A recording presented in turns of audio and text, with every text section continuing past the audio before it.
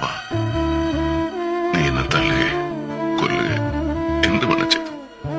പക്ഷേ ആര് പറഞ്ഞാലും നീ മാത്രം പറയരുത്. ഒരിക്കലും പറയരുത് ഗോപ. ഞാൻ എന്റെ മോനെ സ്നേഹിച്ചിട്ടില്ല.